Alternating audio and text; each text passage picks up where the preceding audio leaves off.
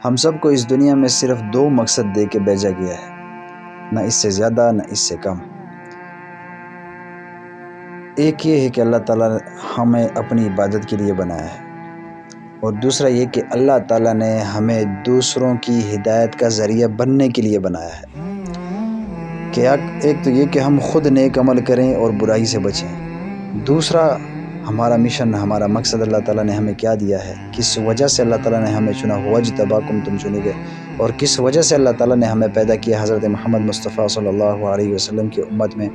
کہ تم لوگ نبیوں والا کام کرو گے، خود نیکی کرنا، دوسروں کو نیکی کی دعوت دینا، خود برائی سے بچنا، دوسروں کو برائی سے بچانا۔ صرف اور صرف یہ دو مقصد ہماری زندگی کے ہیں، اس کے علاوہ ہمارا کوئی مقصد نہیں ہے۔ ہم ڈرائیونگ کے لیے نہیں بنے، ہم بڑے بڑے مکانوں کے لیے نہیں بنے، ہم بڑے بڑے خوبصورت کپڑوں کے لیے نہیں بنے، ہم بڑی بڑی گاڑیوں کے لیے نہیں بنے، ہم اس دنیا میں لینڈ لارڈ بننے کے لیے نہیں آئے، ہم اس دنیا میں سنگر بننے کے لیے نہیں آئے، ہم اس دنیا میں سیر سپاٹے کرنے کے لیے نہیں بنے۔ ہم اللہ تعالیٰ نے ہمیں بنایا ہے تو صرف اور صرف اس کے لیے کہ ہم اللہ کی اطاعت کریں، دوسروں کو اللہ کی اطاعت میں لگائیں، خود اللہ کی نافرمانی سے بچیں، دوسروں کو اللہ کی نافرمانی سے بچائیں۔ ساری دنیا کے انسانوں کو جہنم سے بچانا یہ میری آپ کی ذمہ داری ہے۔ ختم نبوت کے صدقے اللہ پاک نے یہ میرے آپ کے ذمہ لگایا ہے۔ تو ہم اس مقصد کو اپنی زندگی کا مقصد جب بنائیں گے، ہماری زندگی کا اصل مزہ تب آئے گا۔ اللہ کی قسم زندگی میں اس کے علاوہ کوئی مزہ ہے ہی نہیں، کہ جو اللہ کی اطاعت میں نہیں ہے اور دوسروں کو اللہ کی اطاعت میں نہیں لگا رہا، کوشش نہیں کر رہا، تو اس نے نہ زندگی کا مزہ چکھا ہے اور نہ قیامت میں وہ مزہ چکھنے کے قابل رہے گا۔ تو اللہ تعالیٰ کی طرف لوگوں کو بلانا یہ ایک عظیم عمل ہے، بہت ہی عظیم عمل ہے، بہت ہی عظیم عمل ہے، سارے نبیوں کا عمل ہے، سارے فرشتوں کا عمل ہے۔ اللہ تعالیٰ خود دائی ہیں، اللہ تعالیٰ خود قرآن میں بار بار انسان کو دعوت دیتے ہیں۔ تو یہ اللہ تعالیٰ کا کام ہے، ہمارے نبیوں کا کام ہے، اور اللہ تعالیٰ نے ہمارے ذمے بھی لگایا ہے کہ آخری نبی حضرت محمد مصطفیٰ صلی اللہ علیہ وسلم ہے، لہٰذا ان کے بعد کوئی نبی نہیں آئے گا۔ ختم نبوت کے صدقے یہ کام مجھے اور آپ کے ذمے لگا دیا گیا ہے، تو ہم نے اس کام کو کرنا ہے، مرتے دم تک کرنا ہے، مرتے دم تک سیکھنا ہے، اور سیکھتے سیکھتے کرنا ہے، کرتے کرتے سیکھنا ہے، اور سیکھ کے کرتے کرتے مرنا ہے، اور مرتے مرتے بھی کرنا ہے انشاءاللہ۔ تو لوگوں کو اللہ کی طرف بلاؤ۔ اس کی میں اکثر ایک مثال دیتا ہوں کہ ایک باپ سے ایک بیٹا سالوں ناراض ہو، 1 سال 2 سال 10 سال 20 سال 40 سال، اور کوئی ایسا بندہ آئے کہ اس بیٹے کو اپنے باپ کے قدموں میں ڈال دے، اور وہ فرما بردار بن جائے اور اس باپ کی باتوں کو ماننے والا بن جائے، تو یہ باپ، میں کہتا ہوں کہ ساری دنیا کی بادشاہی اس کے ہاتھ میں ہو، ساری دنیا کی بادشاہی اس کی جاگیر ہو، تو یہ ساری کی ساری جاگیر اس شخص کو دے دے گا جس نے اس کو بیٹا واپس کیا ہے۔ اسی طرح اللہ تعالیٰ کی مثال، اللہ تعالیٰ بیٹوں سے پاک ہے، باپ سے پاک ہے، لیکن اللہ تعالیٰ نے اپنے ساری مخلوقات کو، یعنی سارے انسانوں کو، اس کو کنبہ کہا ہے۔ تو کنبہ کا مطلب خاندان، یعنی اللہ تعالیٰ پاک ہیں ان رشتوں سے، لیکن اللہ تعالیٰ نے سمجھانے کے لیے بتایا کہ اللہ تعالیٰ کی مثال اس باپ کی طرح ہے، اور بندے کی مثال اس بیٹے کی طرح ہے۔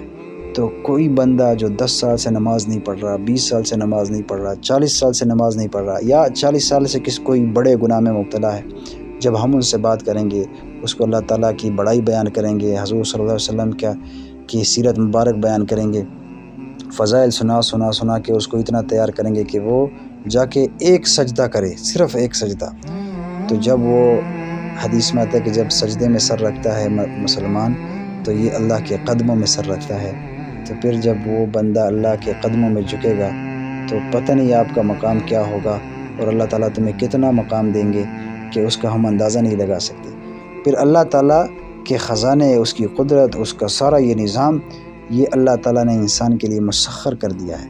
کہ جو انسان اللہ تعالیٰ کی اطاعت میں لگتا ہے اور وہ شرائط پوری کرتا ہے کہ جو اللہ کے خزانوں سے فائدہ اٹھانے کے لیے اللہ پاک نے لازم قرار دی ہیں، تو جب اس کو پورا کرتا ہے انسان، تو اللہ تعالیٰ اپنے خزانوں کی چابیاں دے دیتے ہیں، اپنے خزانے کھول دیتے ہیں، اپنی رحمتیں، برکتیں نازل فرماتے ہیں، اور قدرت کو اس کے لیے متوجہ کر، اپنی ساری قدرت اس کے لیے متوجہ کر دیتے ہیں۔ پھر جب ایسا انسان کرتا ہے اور نیکی کرتا ہے، گناہوں سے بچتا ہے، اللہ کا ولی بن جاتا ہے، دوست بن جاتا ہے، تو اللہ پاک کیا کرتے ہیں کہ اللہ پاک فرماتے ہیں کہ میں جب میرے ولی کے ساتھ کوئی دشمنی کرتا ہے تو میں اس کے ساتھ اعلان جنگ کرتا ہوں۔ دو قسم کے لوگوں کے ساتھ اللہ کا اعلان جنگ ہے، ایک جو سود کھاتا ہے اور ایک جو اللہ کے ولی سے دشمنی کرتا ہے، اللہ کے دوست کے ساتھ دشمنی کرتا ہے۔ تو پھر وہ اللہ پاک جب اس کے ساتھ اعلان جنگ کرتا ہے، یعنی جو تمہارے سامنے پہاڑ بھی آ جائے گا اللہ پاک اس کو ریزہ ریزہ کر دیں گے۔ تمہارے سامنے کوئی دشمن ہوگا، تمہیں ستائے گا، تمہیں تکلیف دے گا، اللہ تعالیٰ اس کی خبر لینے کے لیے کافی ہے، اور اللہ تعالیٰ اس کی خبر لے کے جب ہم اللہ تعالیٰ کی اطاعت میں آئیں گے۔ تو لہٰذا ہر جگہ ہر وقت کاروبار میں، گھر میں، بازار میں، اسکول میں، یونیورسٹی میں، کالج میں، ٹیوشن میں،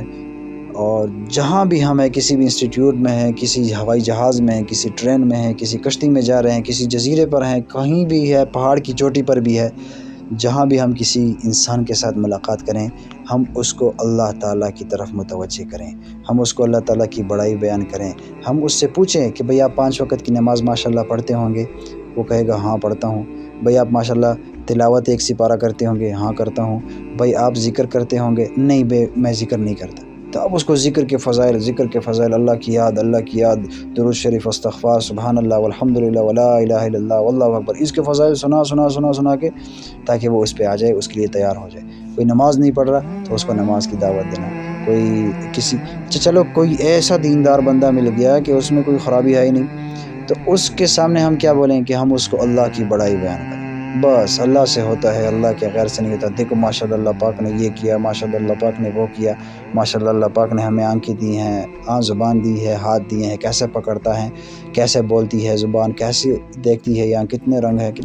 تو یہ ساری کی چیزیں، ساری کی ساری چیزیں ہم اللہ کو اتنا بولیں گے انشاءاللہ کہ اللہ تعالی ہمارے شعور و لاشعور میں بس جائے، ہمارے شعور و لاشعور میں ہمیں اللہ نظر آئے، ہمارے شعور و لاشعور میں ہمیں اللہ سنائی دے، ہمارے شعور و لاشعور